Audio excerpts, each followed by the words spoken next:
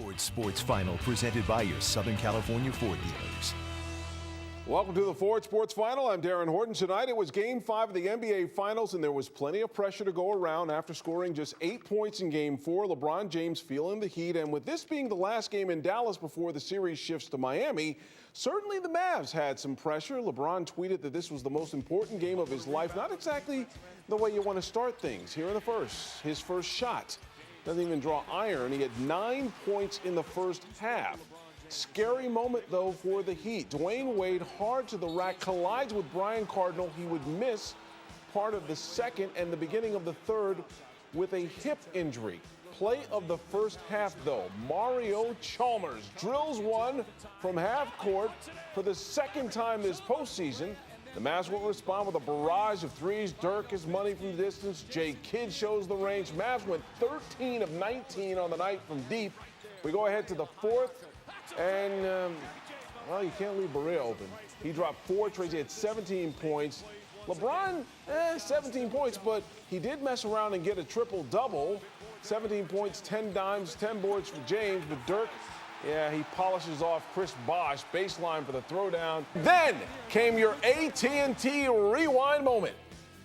The ball, Haslam again, excellent ball denial. Terry, a long three. Bang! Jason Terry gives the Mavericks a 7-point lead with 33 seconds remaining. Jason Terry with a cold-blooded tray. The Jet provides today's AT&T rewind moment as the Mavs take Game 5, 112-103. Dallas now just 1 win away from the franchise's first NBA title.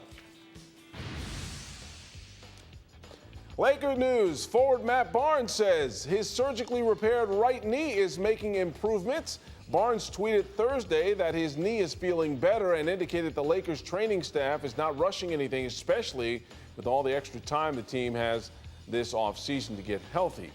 In baseball, Dodgers open up a 4-game set in Colorado tonight. Earlier in the day, they sent struggling rookie Jerry Sands back down to AAA. But again, there are 2 persistent problems that continue to dog this team. One is consistent offense. The other is the bullpen. Let's pick up tonight's game in the 4th inning, and guess who?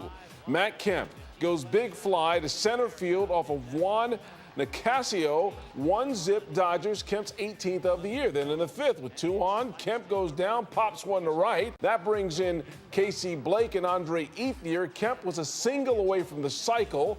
That put LA up 4-zip. We jump ahead to the 7th. LA starter Clayton Kershaw. He would leave the game with a 7-3 lead, and the wheels come off. The Dodgers bullpen can't slam the door. They allowed 5 runs in the bottom of the 7th. It actually took about 40 minutes to complete.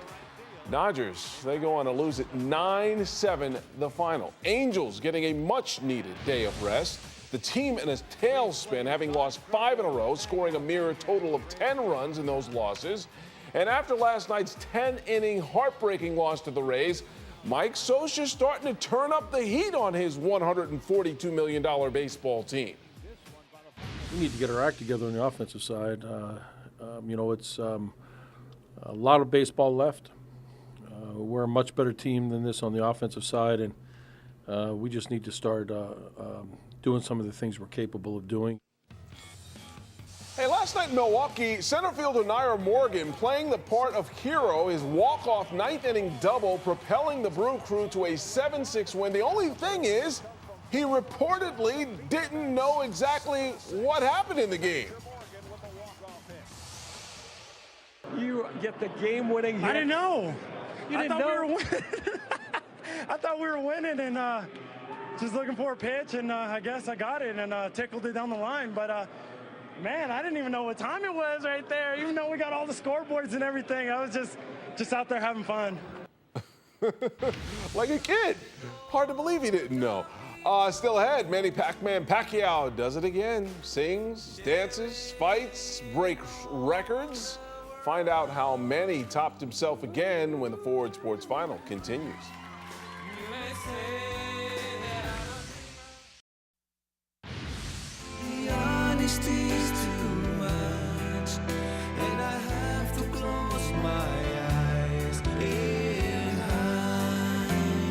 Yeah, the multi-talented Manny Pacquiao runs and then he hides from no man and that's resulted in eye-popping ratings. His dominant victory over Sugar Shane Mosley landed more than 1.3 million pay-per-view purchases, a new box office best for the pound-for-pound champion.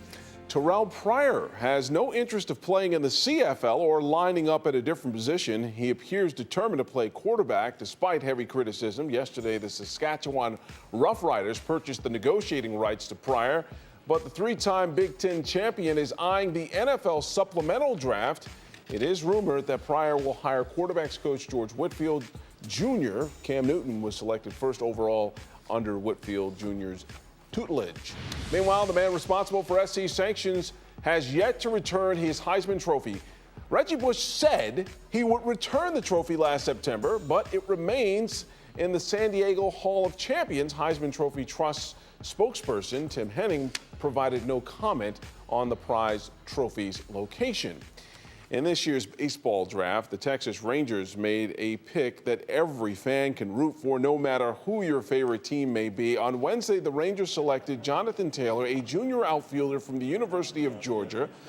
Taylor was partially paralyzed in an on-field accident this past March when he collided with a teammate trying to chase down a fly ball. That didn't stop the Rangers from taking Taylor with the 33rd round pick. Texas's director of scouting says they've had an eye on him since he was in high school, and drafting him was, quote, something we felt was right. Kudos to the Rangers organization. That's great that they drafted him. So what about number 4? Sam Cronin. And what about number 5? Brad Wing. What about number 6? Michael Power. Who wears number 7? Kai Stevenson. Chris Wondolowski. Ramiro Kawhi. Anthony Mbaipadakwan. Steven Winhart. Ellis McLaughlin. You are looking at the San Jose Earthquake's biggest fan. 3-year-old Joel Cotton went on to name the entire 33-man roster, a roster that includes names like Chris Wondolowski and Anthony Takwang. Easy for me to say. And I call, you call yourself a fan, and this guy can name all 33, and he's 3 years old. By the way, we want to invite you to a fantastic event beginning Saturday at Cal State Long Beach, the 2011 Special Olympics Summer Games taking place. Bring the family, root on some truly wonderful athletes as they make their dreams come true. I'll be hosting the opening ceremonies. Come out, cheer on some of my favorite athletes, some of my best friends.